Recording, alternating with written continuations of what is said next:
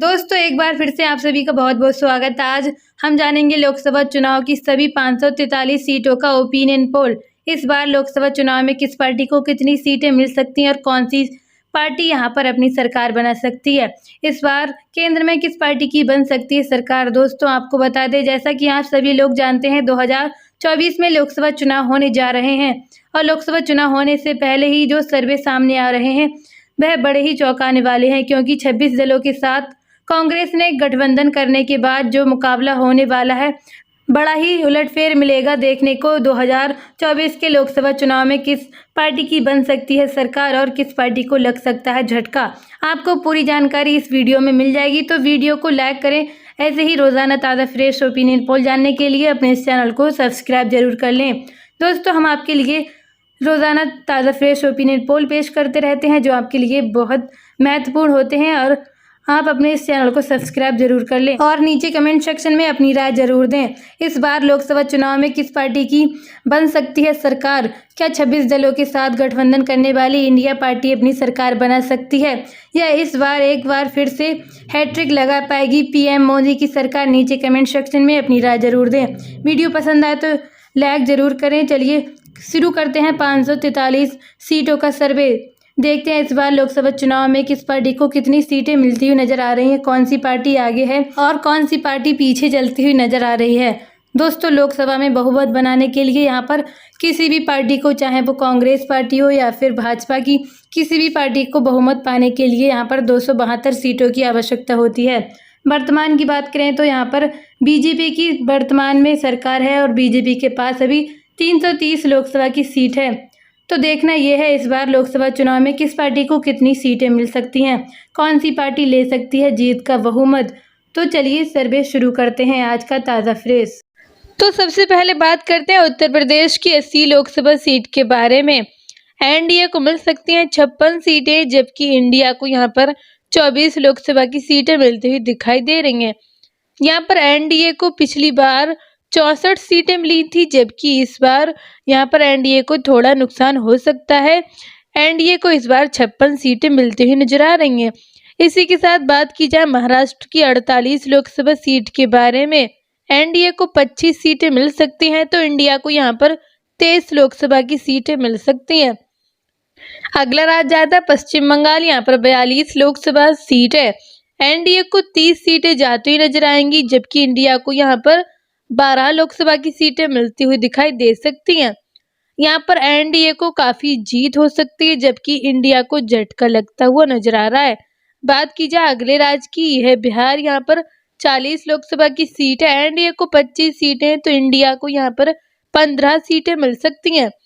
यहाँ पर इंडिया को तगड़ा झटका लग सकता है। बात की जाए अगले राज्य की, यह तमिलनाडु। यहाँ पर 39 लोकसभा की सीट है। एनडीए को 12, जबकि इंडिया को 27 सीटें मिलती हुई नजर आएंगी। यहाँ पर इंडिया को काफी अच्छी जीत हासिल हो सकती है। बात की जाए अगले राज्य की, यह मध्य प्रदेश। यहाँ पर 29 लोकसभा की सीट है। एनडीए को 15, तो यहाँ पर इंडिया को 14 सीटें मिल सकती हैं। अगले राज्य की बात की जाए, यह कर्नाटक। यहाँ पर 28 लोकसभा की सीट है। एनडीए को 12 सीटें मिल सकती हैं, जबकि इंडिया को यहाँ पर 16 लोकसभा की सीटें मिलती हुई नजर आएंगी। गुजरात की 26 लोकसभा सीट के बारे में बात की जाए तो एनडीए को मिल सकती हैं 21 सीटें, जबकि इंडिया को यहाँ पर 5 सीटें मिलती हुई नजर आएंगी। गुजरात में एनडीए को काफी बढ़िया जीत हासिल हो सकती है। बात की जाए अगले राज्य की, यह आंध्र प्रदेश। यहाँ पर 25 लोकसभा की सीट है। एनडीए को 4 सीटें, जबकि इंडिया को यहाँ पर 2 सीटें मिल सकती हैं और अदर्स पार्टी को यहाँ पर 19 लोकसभा की सीटें मिलती हुई नजर आएंगी। अगले राज्य की बात की जाए, यह राजस्थान। यहाँ पर 25 लोकसभा की सीट है। एनडीए को मिल सकती हैं 13 सीटें, तो इंडिया को यहाँ पर 12 सीटें मिल सकती हैं। और अगले राज्य की बात की जाए, यह उड़ीसा। यहाँ पर 21 लोकसभा की सीट है। एनडीए को 2 और इंडिया को 2 सीटें मिल सकती हैं, जबकि अदर्स पार्टी को यहाँ पर 17 लोकसभा की सीटें मिलती ही नजर आएंगी। बात की जाए केरल की 20 लोकसभा सीट के बारे में। एनडीए को जा सकती हैं 5 सीटें, तो इंडिया को यहाँ पर 8 सीटें जाती हुई नजर आएंगी और अदर्स पार्टी 7 सीटें ले सकती हैं। अगले राज्य की बात की जाए, यह तेलंगाना। यहाँ पर 17 लोकसभा की सीट है। एनडीए को 7 सीटें मिल सकती हैं तो इंडिया को 10 लोकसभा की सीटें मिल सकती हैं। यहाँ पर इंडिया को फायदा होते हुए नजर आ सकता है। बात की जाए असम की 14 लोकसभा सीट के बारे में, एनडीए को 12 जबकि इंडिया को 2 सीटें मिल सकती हैं। असम में एनडीए को काफी तगड़ा फायदा होता हुआ नजर आ रहा है, तो वहीं इंडिया को झटका भी लग सकता है। अगले राज्य की बात की जाए, ये झारखंड। यहाँ पर 14 लोकसभा की सीट है, एनडीए को 8 जबकि इंडिया को 6 सीटें मिल सकती हैं।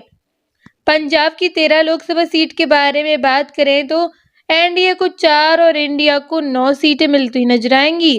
यहाँ पर इंडिया काफी आगे चलती नजर आ रही है। अगले राज्य की बात की जाए, ये छत्तीसगढ़। एनडीए को 7 सीटें मिल सकती हैं तो इंडिया को 4 सीटें मिल सकती हैं। हरियाणा की 10 लोकसभा सीट के बारे में बात करें तो एनडीए को 6 जबकि इंडिया को 4 सीटें मिलती नजर आएंगी। दिल्ली की 7 लोकसभा सीट के बारे में बात करें तो एनडीए को 4 और इंडिया को 3 सीटें मिल सकती हैं। अगले राज्य की बात की जाए, यह जम्मू कश्मीर। यहाँ पर 6 लोकसभा की सीट है, एनडीए को 3 सीटें मिल सकती हैं तो वहीं इंडिया को 3 सीटें मिलती ही नजर आ सकती हैं। इन दोनों पार्टियों के बीच मुकाबला भी देखने को मिल सकता है। अगला राज्य आता है उत्तराखंड। यहाँ पर 5 लोकसभा की सीट है, एनडीए को 3 सीटें मिल सकती हैं जबकि यहाँ पर इंडिया को 2 सीटें मिल सकती हैं।